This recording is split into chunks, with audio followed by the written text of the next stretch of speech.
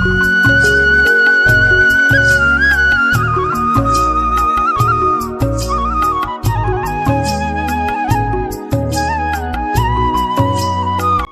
রাতভর ভালো মতো ঘুমাতে পারিনি, এত চিন্তা কি করব আর বলো। তো যাকে হ্যালো বন্ধুরা, আমি তপু, আর তপুর ছোট্ট পৃথিবীতে তোমাদের সবাইকে স্বাগত জানিয়ে আজকে ব্লগটা শুরু করলাম। এখন বাজে সকাল 5টা, বুঝতেই পারছো বন্ধুরা, এখনও অন্ধকার ভাব আছেই কিছুটা। মোবাইলে যদিও পরিষ্কার লাগছে, কিন্তু রিয়েলে একটু মানে কি বলবো, কালো কালো আর কি। যাকগে সদর দরজায় জল দিয়ে দিলাম, তারপরে হচ্ছে উঠোন ঝাড়ু শুরু করলাম। উঠোন ঘর সব ঝাড়ু করে তারপরে স্নানটাও সেরে নিব। আর যা গরম পড়েছে না বন্ধুরা, কি বলি আর, সকাল সকাল কাজগুলো সারলেই ভালো লাগে। পরে রোদ্দুর যখন সূর্যি মামা মাথার উপরে উঠে যায়, তখন কোনো কাজই করতে মন চায় না, তখন মনে হয় ঘরের ভিতরেই ঢুকে থাকে। আর গ্রামের বাড়ির কাজ তো জানোই, বাইরেই বেশিরভাগ কাজ, কাপড় কাচো, এই যে ঘর দর ঝাড়ু করা, ঘর মোছা, রান্না করা, সব কিছুই বাইরে, মানে রোদের ঝাঁজ রোদ্দু পাবেই।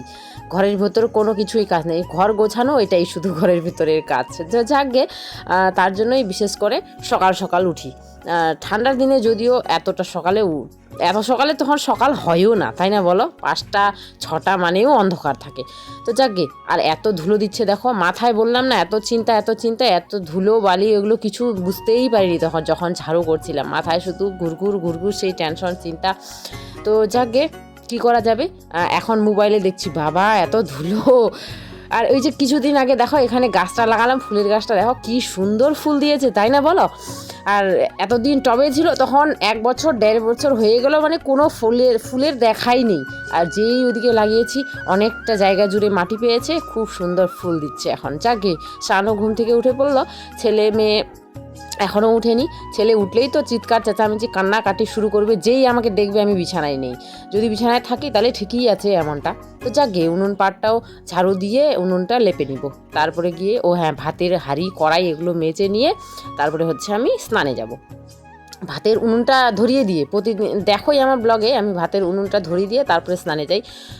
ভাত ততক্ষণ স্নান দেখে আর কি। কি করব, না দিলেও হয় না, ভাতের চালগুলো সেদ্ধ হতে সময় খুব লাগে, কিন্তু ইদানিং সময়টা একটু কমই লাগে, কারণ হচ্ছে ওই যে নতুন ধানের চাল, বাড়ির চাল, তার জন্য হচ্ছে যখন পুরনো হয়ে যায় চালগুলো, ওর সেদ্ধ হতে 1 ঘন্টা সময় লাগে পাক্কা। আর এখন যেহেতু নতুন না, খুব তাড়াতাড়ি হয়ে যায়, ভাতগুলো খুব নরম খেতেও ভালো লাগে। তো যাকগে, নুন পাটটা পুরোটাই লেপিনি, অল্প একটুই লেপে নিলাম, এই যে যতটুকু ব্যবহার করবো আর কি রান্নার কাছে ততটাই। উনুনটাও লেপা হয়ে গেলো। আর যেটা টেনশন আর কি সকাল থেকে, সেটা হলো কি বলতো, আমার ছেলে আজকে প্রথম দিন স্কুলে, ফার্স্ট দিন ও যাবে আজকে, ফার্স্ট। তো ওই নিয়েই আর কি, ছেলে তো এখন জানেই না স্কুলের মর্মটা, স্কুল কি জিনিস, সেখানে কি হয়, ও তো কোনো কিছুই জানে না। বলি কিন্তু ও তো বোঝে না, তাই না, দেখবে তারপরে বুঝবে। তো যাক, এই যে এখন ছেলে মেয়ে দুজনেই উঠে পড়েছে। উঠেই মেয়েকে বললাম, ছেলের স্কুল বুকে নাম লেখা হয়নি, ওকে বললাম তুই নামগুলো লিখে দে, হারিয়ে টারিয়ে ফেলতে পারে। আর এখানে তো এই স্কুলের নিয়ম কানুন তেমন আমরা জানি না। এই যে দেখো সূর্যি মামা উঠে পড়েছে, আমার ছেলে মেয়েও এই যে হাত মুখ ধুয়ে চলে আসলো, এরা এখন করবে ড্রেস, চা খেয়ে দেয় আর কি। ও হ্যাঁ, মেয়ের স্কুলের তো কায়দা কানুন নিয়ম সব কিছুই আলাদা, আর ছেলের স্কুলে একেবারেই আলাদা। আমরা তো এমনটা জানতাম না আর কি, জানি না, বুঝি না কেমন এই স্কুলটা, তাই না।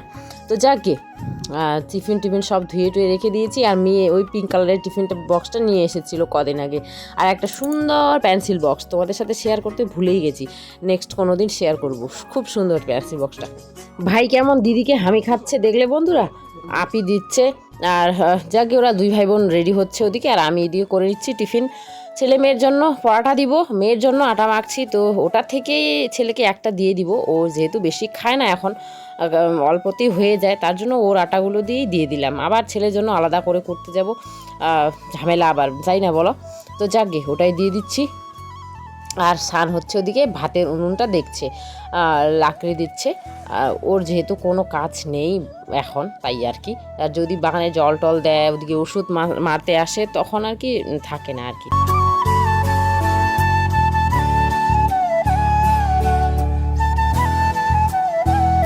বিভুকে জিজ্ঞেস করলাম পাপা তুমি কি টিফিন নিয়ে যাবে, ও কিছু বললোই না। তার জন্য হচ্ছে মেয়ের জন্য যেটা করছি ওটাই দিচ্ছি আর কি। কালকে রাতেরবেলায় মটর ভিজিয়ে রেখেছিলাম, ঘুগনি করে দিলাম, দুজনেই ভাতও খেয়ে যেতে পারবে ওটা দিয়ে। ঘুগনি দিয়ে খুব ভালো ভাত খায় দুজনেই না, আমিও সানও খুব ভালো ভাত খায়। যে ঝোল ঝোল যদি করি তাহলে আর কি, গা মাখা থাকলে আবার খায় না, তার জন্য ঝোলই করলাম। আর ওদের টিফিনে হচ্ছে ছোলা মটরগুলো তুলে দিয়ে দিব, অল্প কটা ছোলাও দিয়েছি, কারণ হচ্ছে বাবা আবার আমরা সবাই মটর খেতে ভালোবাসি আর বাবা হচ্ছে ছোলা খেতে ভালোবাসে।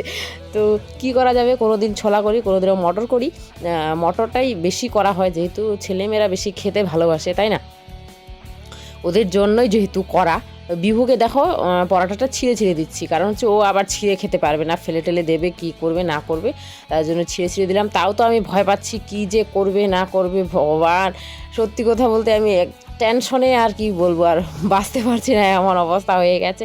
আর শান্ত আমাকে বকা দিয়ে যাচ্ছে, কি বলবো। আর মা তো এমনটা হবেই, তাই না বলো, আমাদের একটু বেশি চিন্তা।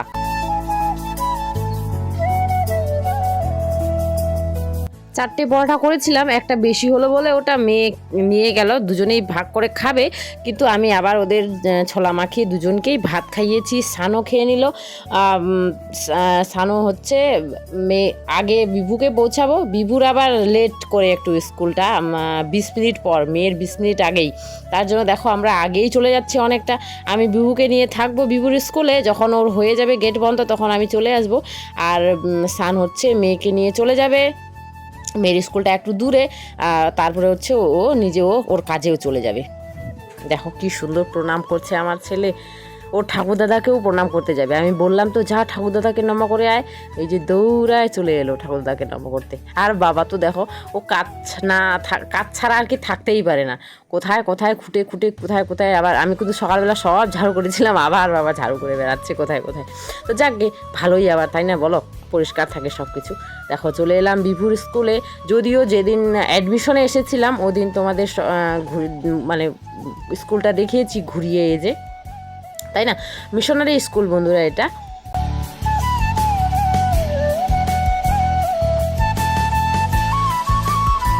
আচ্ছা দেখা যাক, আমি বেশি চিন্তা করলে তো আর ঠিক হয়ে যাবে না সব কিছু, যেটা লেখা আছে সেটাই হবে, তাই না। এই যে দেখো আমাদের বিভূষণা মহারাজার মতো এসে তো বসে পড়লো, খেলনা দেখে তো খুব খুশি, আর কান্না করবে না কি করবে দেখা যাবে পরে, সেটা এখনও ভালোই আছে। আর আমি ওকে বলছিলাম, দেখাচ্ছিলাম সব কিছু, দেখ এটা তোর জলের বোতল, নাম লেখা আছে, আছে, হারাবি না কি করবি না, অনেকের হারিয়ে ফেলেছিল, এমন আমাদের পাশেরই আছে আর কি বলছিল। তো সেই জন্য ওকে আমি বলে দিলাম। এই যে মেয়ে এখন চলে যাচ্ছে, ওর টাইম হয়ে গেছে, আর আমি আছি, যখন বের করে দেবে তখন আমি চলে যাব। আর একজন আমাকে কমেন্ট করেছিল যে আমার গলার ভয়েসটা পুরুষ মানুষের মতো, আমার গলার ভয়েসটা কেমন, নামটা আমি ভুলে গেছি, দেখি যদি পাই স্ক্রিনশটে আমি দিয়ে দেব। তো কি বলো তো, এটা পুরুষ মানুষের মতো না কি মেয়ের মতো আমি জানি না তেমনটা। হ্যাঁ আমি এটা মানি যে আমার গলার ভয়েসটা একটু মোটা, শর্টটা, তো কি বলবো, ঈশ্বরের দান, তাই না, কিছু তো করার নেই, যেটা ঈশ্বর দিবে সেটা তো নিতেই হবে, তাই না, কারোর কাছে তো এটাও নেই, সেটাতেই খুশি। যাকগে, বাড়ি এসে তো অনেক টেনশন করলাম, কি করলাম, কান্নাকাটিও করছিলাম, আর কি বলবো। আর তারপরে হচ্ছে গিয়ে যে দুপুরের জন্য রান্নাবান্না বসিয়ে দিলাম, কারণ বিভুকে আবার আনতে যেতে হবে। এই যে ডিম আর আলুর ঝোল আর পাট শাক ভাজি করেছিলাম। যদিও আমার নেগেটিভ কমেন্ট কমই আসে, পজিটিভই বেশি আছে, তো অনেকে নাম নিতে বলেছো, ভালো ভালো কমেন্টও করেছো, আমি নেক্সট ব্লগে নিব বন্ধুরা, আজকে ব্লগে সময় হলো না আর কি, খারাপ কিছু মনে করো না বন্ধুরা, নেক্সট ব্লগে অবশ্যই নাম নিব। আর তোমরা কে কোথা থেকে ব্লগগুলো দেখছো অবশ্যই আমাকে কমেন্টে জানিও। তোমার তো চোখটা গালগুলো দেখে বোঝা যাচ্ছে তুমি কান্না করছিলে কি মনে, হ্যাঁ কান্না করছো কেন? খুঁজতে চাই বলছি না, আমি বাইরে আছি। আমার সোনাটা রে, চলো।